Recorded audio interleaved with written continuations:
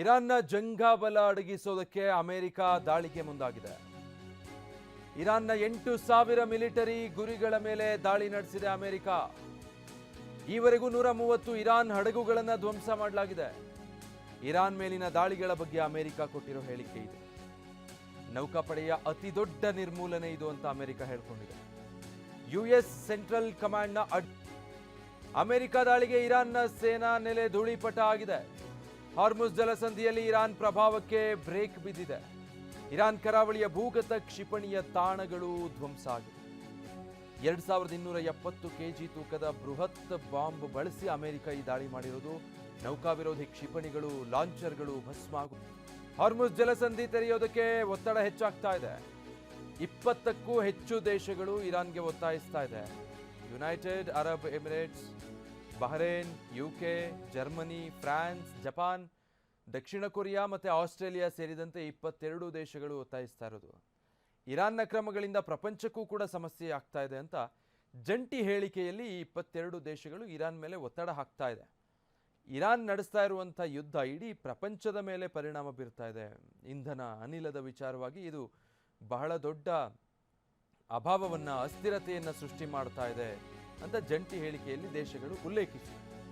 ಇರಾನ್ನ ಕ್ಷಿಪಣಿ ಫ್ಯಾಕ್ಟರಿಗಳ ಮೇಲೆ ಸರ್ಜಿಕಲ್ ಸ್ಟ್ರೈಕ್ ಆಗಿದೆ. ಇಸ್ರೇಲ್ ಸೇನೆಯಿಂದ ಕ್ಷಿಪಣಿ ಫ್ಯಾಕ್ಟರಿಗಳ ಮೇಲೆ ದಾಳಿ ನಡೆದಿದೆ. ಖಂಡಾಂತರ ಕ್ಷಿಪಣಿ ತಯಾರಿಕಾ ಘಟಕಗಳೇ ಈಗ ಟಾರ್ಗೆಟ್ ಆಗಿದೆ. ಟೆಹರಾನ್ನಲ್ಲಿರುವ IRGC ಕಚೇರಿ ಬಳಿ ಭೀಕರ ದಾಳಿಯಾಗಿದೆ. ರಾತ್ರಿ ಪೂರ್ತಿ ಇರಾನ್ ಮೇಲೆ ಬಾಂಬ್ಗಳ ಸುರಿಮಳೆ ಸುರಿಸಲಾಗಿದೆ. ಕ್ಷಿಪಣಿ ಬಿಡಿ ಭಾಗಗಳ ಸಂಗ್ರಹಾಗಾರ ಸಂಪೂರ್ಣವಾಗಿ ಭಸ್ಮ ಆಗಿದೆ. ಇರಾನ್ ರಕ್ಷಣಾ ಸಚಿವಾಲಯದ ಕಟ್ಟಡಕ್ಕೂ ಕೂಡ ಹಾನಿಯಾಗಿದೆ ಅಂತ ಹೇಳಲಾಗ್ತಾ ಇದೆ.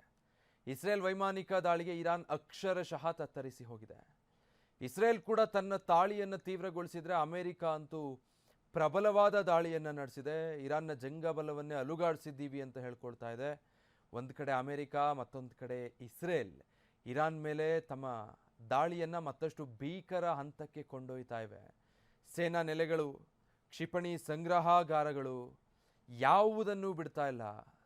ಮಿಲಿಟರಿ ಬೇಸ್ಗಳಿಂದ ಹಿಡಿದು ಯಾವುದೊಂದನ್ನು ಬಿಡ್ತಾ ಇಲ್ಲ. ಎಲ್ಲವನ್ನೂ ಕೂಡ ಸರ್ವನಾಶ ಮಾಡ್ತಾ ಇದ್ದೀವಿ ಅಂತ ಈ ದೇಶಗಳು ಹೇಳ್ಕೊಳ್ತಾ ಇರೋದು. ಇರಾನ್ನ ಕ್ಷಿಪಣಿ ಉತ್ಪಾದನಾ ಸಾಮರ್ಥ್ಯಕ್ಕೆ ಈಗ ಇಸ್ರೇಲ್ ಬ್ರೇಕ್ ಹಾಕಬೇಕು ಅಂತ ಯೋಚನೆ ಮಾಡಿ ಈ ದಾಳಿಯನ್ನು ನಡೆಸಿರೋದು.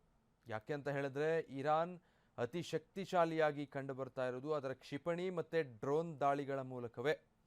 ಸೊ ಅದರ ಈ ಉತ್ಪಾದನಾ ಸಾಮರ್ಥ್ಯಕ್ಕೆ ಬ್ರೇಕ್ ಹಾಕಬೇಕು, ಕ್ಷಿಪಣಿಗಳನ್ನು ನಾಶ ಮಾಡಬೇಕು, ಡ್ರೋನ್ಗಳನ್ನು ನಾಶ ಮಾಡಬೇಕು. ಆಗ ಮಾತ್ರ ಇರಾನ್ನ ಕಟ್ಟ ಹಾಕೋದಕ್ಕೆ ಸಾಧ್ಯ ಅನ್ನೋ ಲೆಕ್ಕಾಚಾರದಲ್ಲಿ ಇಸ್ರೇಲ್ ಈ ದಾಳಿಯನ್ನು ನಡೆಸಿರೋದು.